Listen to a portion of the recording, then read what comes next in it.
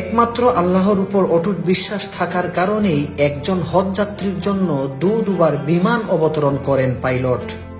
লিবিয়ার দক্ষিণাঞ্চলের এক নির্ভীক যুবক আমের মাহদি চলতি বছরের হজ পালনের উদ্দেশ্যে রওনা দিয়েছিলেন সৌদি আরবের দিকে, কিন্তু যাত্রা শুরুর মুহূর্তেই ঘটে গেল এক অবিশ্বাস্য ঘটনা। এ ঘটনা ইখলাস ও আল্লাহর কুদরতের জীবন্ত দৃষ্টান্ত হয়ে উঠেছে। ইতিমধ্যেই সামাজিক যোগাযোগ মাধ্যমে আলোচনার কেন্দ্রবিন্দুতে পরিণত হয়েছে এ অলৌকিক ঘটনা। 3 দিন আগের ঘটনা। ঘড়ির কাঁটায় ঠিক 12টা, দুপুরের হজ ফ্লাইটের নির্ধারিত সময়।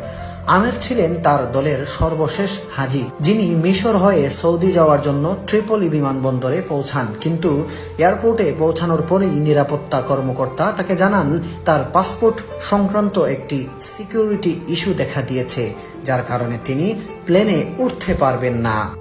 বাকিরা সবাই বোর্ডিং শেষ করে প্লেনে উঠতে থাকেন, আর আমের আল্লাহর উপর বিশ্বাস করে একা বসে থাকেন অজানা এক পরিণতির অপেক্ষায়। এই পরিস্থিতি দেখে এক নিরাপত্তা কর্মকর্তা এসে বলেন, আল্লাহ সবকিছুর উপর কুদরত রাখেন, হয়তো এই হজযাত্রা আপনার কপালে ছিল না। কিন্তু আমের ভয় পাননি, মুখে ছিল দৃঢ় বিশ্বাস। জবাব দিলেন, ইনশাআল্লাহ প্লেনটি উড়বে না, আবার ফিরে আসবে। আমার নিয়ত হজের, ইনশাআল্লাহ আমি অবশ্যই যাব। তার বিশ্বাসের সঙ্গে জবাব দেওয়ার কিছুক্ষণের মধ্যেই ঘটে গেল প্রথম অলৌকিক ঘটনা।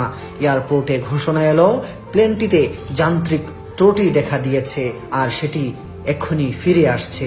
বিমানবন্দরে সবার চোখ এখন উপরে, কিন্তু তাতেও পাইলট আমেরের জন্য দরজা খুলেননি। দ্বিতীয়বারও আমেরকে ছেড়ে প্লেনটি উড়ে গেল।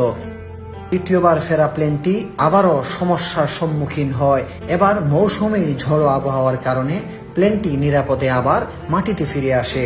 তখন পাইলট নিজেই বলেন, আল্লাহর কসম, আমি আর বিমান উড়াবো না যতক্ষণ না আমের প্লেনে ওঠেন। অবশেষে প্লেনের দরজা খুলে দেয়া হয় শুধু আমেরের জন্য, আর তিনি উঠে পড়েন সেই বিমানে।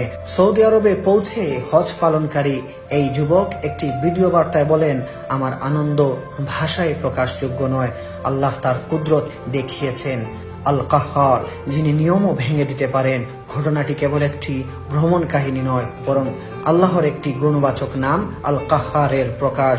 তিনি চাইলে সব রেওয়াজ, নিয়ম, নিরাপত্তা, এমনকি আবহাওয়াকেও পরাভূত করতে পারেন, কেবল একজন বান্দার পবিত্র নিয়ত ও অটল ঈমানের জন্য।